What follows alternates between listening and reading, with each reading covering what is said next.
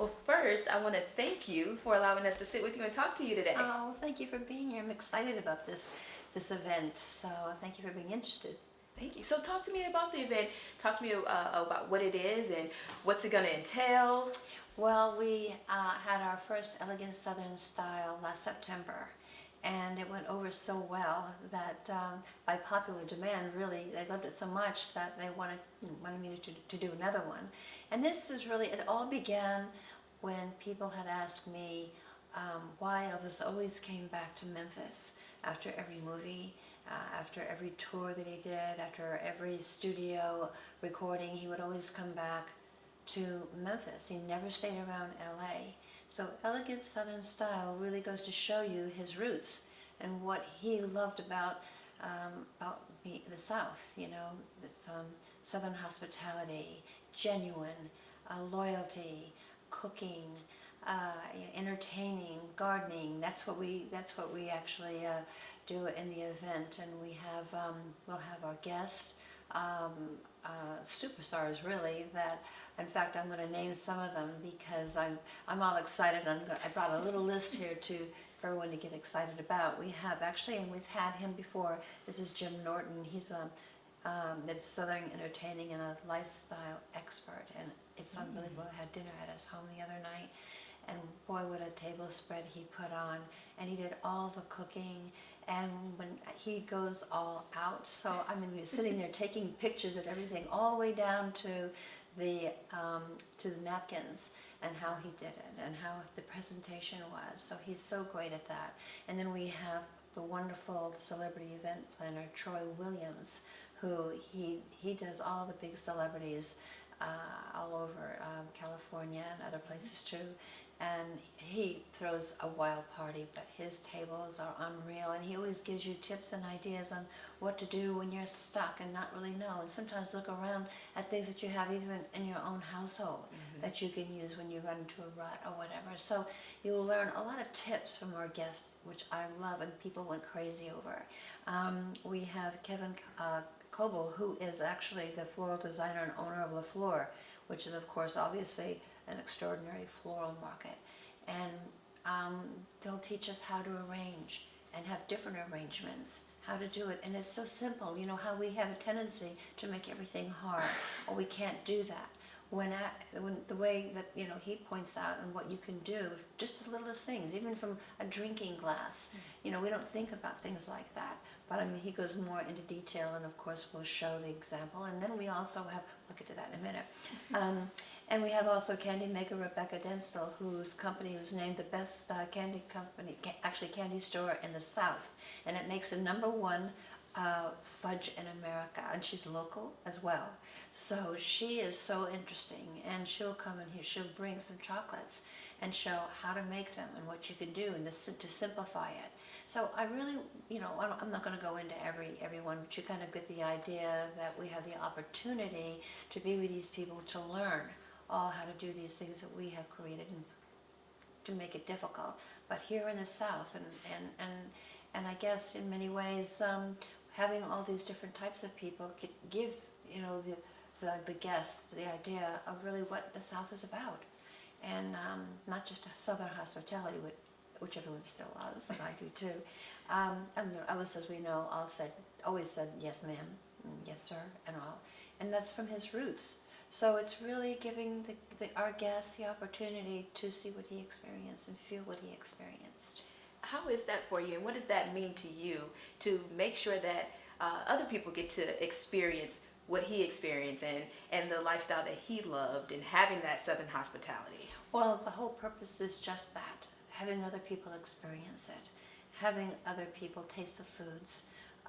We have a lot of different, we have a thing what we call see, learn, and do. So we have a wonderful assortment of seminars so that they also can make what you see and what we're experiencing or what we're showing as far as florals or even the chocolates.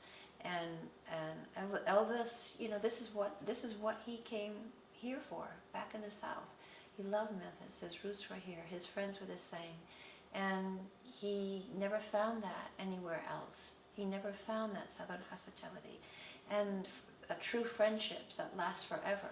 I mean, he had friends back in the day of school that were in our entourage that maintained the friendship for years and years and years. So that's what I want to do, is give our guests the experience that he had, the food that he had, what he loved about, even not gardening as much, but he loved having flowers around. I was the one who always put the candles on the table, and I always put the flowers on the table, because I like romance, but I also like things to look really pretty. And I think people appreciate that. I think men appreciate that. I know Elvis did. I even started to cook a little bit, but I was a bit of a failure, so now I'm really excited to learn from all these people. I've actually tried a few of the recipes, and it was wonderful, yes. Wow. Yes. Go ahead. And I think it's so good too that this is a hands-on event where the guests can come and they can get involved. And not only that, you even have local businesses that are getting involved and being able to show what they can offer and what they can do. Yes, we do. We have a lot of local. Like I said, the florist that's here, like, you know, Rebecca, who's here, of course, shows how the candy is made. In fact, last September we had Hal Lansky, who Elvis, his first shop that he went to buy Lansky Brothers clothes. And he was here and gave a seminar on what it was, or gave a talk on what it was that Elvis loved and the style that he loved. And Hal was great. His father was Bernard Lansky, and of course Hal took over the shop. And that's right there on Beale Street. And now we have one at the Peabody Hotel. And they're well known now. So we have a lot of local people here. Last year we had a guy who wasn't from here, from Virginia, that came to teach us how to keep orchids. And what was so interesting is that he brought an orchid that was over 80 years old. The same orchid, which I always thought when it dropped off the flowers, that was it, you throw it away. Right. No, they go into dormant. And I always thought that you could put ice in to water the orchids, and absolutely not, because they're a desert plant. So we get all kind of tips, and people were raising their hand, participating. We had our wine taster, which I think we have one, we have, where is it? I can't find it here right now. But a master sommelier and Chef Ivy Odom, local, host of the Southern Living Show. So to give us tips and to show what he also can do as a sommelier, and all about wine. And people loved it, because there's so much misinformation out there. And so here we're actually, teaching people, and hands-on, and they really enjoyed it. And I've had a lot of compliments on how great it went, and for people to understand Elvis and his home. That's so great. So you had one in September. You'll have another in March. Any plans for continuing this? Well, yes, I hope to, for sure. And if we do, of course, it'll be in September. This one is March 13, 14, and 15, the weekend of. So yes, we do have plans, and people are, like I said, and we're also going on a cruise, a river cruise, which we're going to be having so much fun, and that's what I love about it too. I get to really know the people. I'll learn about them and what they would like to have as guests. Let's say if we do another one, which will be in September. It's really serving the people who really, really want to come back, learn more, do more, have fun. The cruise will be wonderful in the Mississippi. I'm really excited about that. And that'll be my first time too. I've always wanted to do it, so this will be fun. That will be fun. That'll be great. So I want to ask you, we're this weekend, we're all through the week really, and we're celebrating Elvis' birthday. What does it mean for you to be back here and to be a part of the celebration, and see so many people come from all over? All over. It's emotional. It really is, and especially, 85 years old. It's just mind-boggling for me that people still love him, and the loyalty is unbelievable, unbelievable. And we're getting newer people coming in with their children, and their children are now all excited about learning more about Elvis, and we love that. And it's he really affected a lot of people in a big way, and he was a great man, great entertainer. But I don't think I've ever seen anything like this. So many 40 some odd years later, after his passing, that someone is still as popular that he is. I do shows over in Europe, tours with the Royal Philharmonic Orchestra, and I just came back from there in the UK from London, and we went to the O2, performed there. I present the show, but and at the end of the show, they turned on the lights. It was our last show, and they turned on the lights, the house lights, and it took my breath away, literally, and it was emotional to see the standing ovation in the entire arena, even the balconies, all the balconies. It's just I posted the photo on my social media, and people couldn't believe it. And that's the effect that he created, not just here in the United States, all over the world. So people are interested. People are interested in what he ate, what we cooked and prepared, what it was that he was attracted to as far as around the house. Like, I loved candles, and he liked candles too. So believe it or not, he loved having candles on the table. And I think a lot of men do. It does take effort, but I think it's worth all the effort to make something beautiful around you. Have a beautiful table and put time in, and especially this day and age, we're all in a big rush. We all have lots of things to do. We're so preoccupied that the time when we have family together, or couples together, or parents together, having it look beautiful. I mean, the touch of florals, unbelievable. It shows you care. It shows that you care about your guests. You care about the beauty of a table and the taste of a good food and great conversation. I don't think we should lose that.